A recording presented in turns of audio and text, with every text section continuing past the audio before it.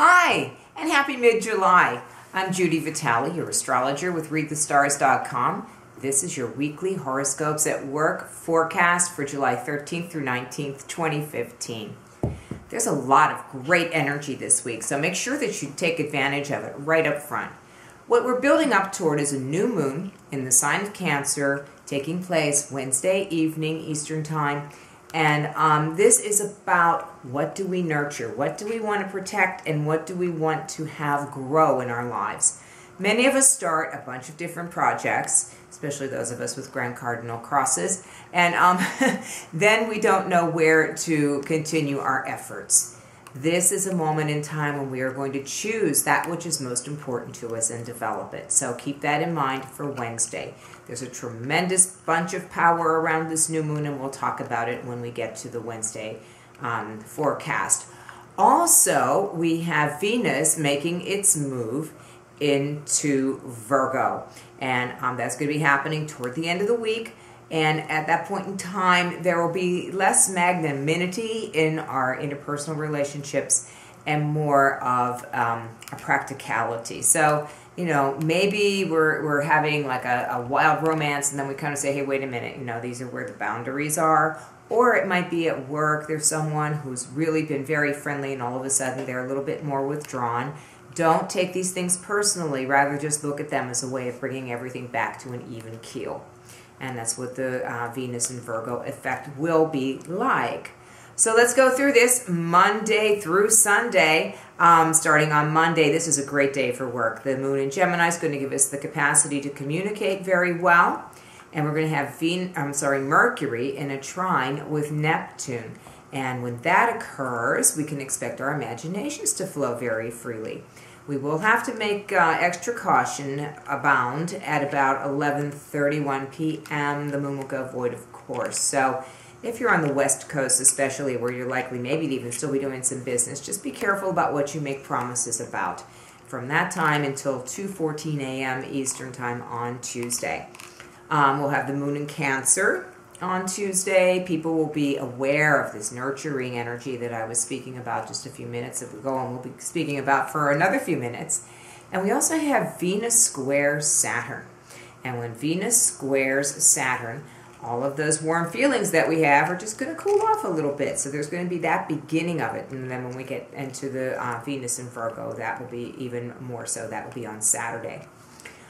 Wednesday, the new moon doesn't occur until the nighttime, but you're certainly going to feel this and be able to take advantage of the renewed sense of beginning that the new moon always brings all day long. You will also have this tremendous bunch of power that I was talking about, because both Mars and Mercury are going to be opposite the planet Pluto. And when this occurs so close to the new moon, when they're all just sort of clustered there together, I believe that this means that we can take a lot of our thoughts and ideas and bring them into action. So this is a time when there's just going to be a sort of supernatural power behind those ideas that are really, really top-notch. So be aware of that and take advantage of this situation on Wednesday. Thursday, we're going to have a short void of course period between 7:24 and 10:15 a.m. Eastern Time, at which point the moon will move into Leo. With the moon in Leo, people are a little bit more outgoing, also a little bit more in need of attention. So if there's somebody in your life who sort of seems standoffish, it might mean just saying that they're wearing something that makes them look terrific could make them feel better. And you might be surprised what you get out of making someone smile. We're also going to have Mercury in conjunction with Mars, so that energy of bringing the ideas into action is going to be very strong on Thursday as well. So keep carrying on that new moon energy on Thursday. On Friday, we just have the Leo moon. Nothing else very much exciting happening, but it's a great day to establish any kind of leadership goals that you have and to really reach out to the people who need your support and your shepherd sort of energy to bring them toward productivity. So use that on Friday. Saturday, the moon in Leo continues. There will be a trine with Uranus and a conjunction with Jupiter, so lots of excitement. I mean, this is a great day to get out there and have some summer fun, that's for sure. And between 5:41 p.m. and 8:47 p.m. on Saturday night, the moon will be void, of course. All this means Maybe something that you planned on doesn't turn out exactly the way you like, or there might be something that gets thrown into the mix that's just really super cool and you wind up doing it. So that's really great. We will also have Venus entering Virgo at this point in time on Saturday, and Mercury in a square with Uranus. So just lots of excitement, but then also just that little bit of interpersonal, I would say more like discretion rather than just being, full out onward like that. Just like a little bit more discretion in all of our dealings. Then on Sunday we have the Virgo moon, which kicks in at about 8:47 p.m. on Saturday night and all day on Sunday. This is a great time to organize. Maybe get packed for a vacation. How would that sound? I think that would be terrific. I'm getting ready. And I hope that you are too.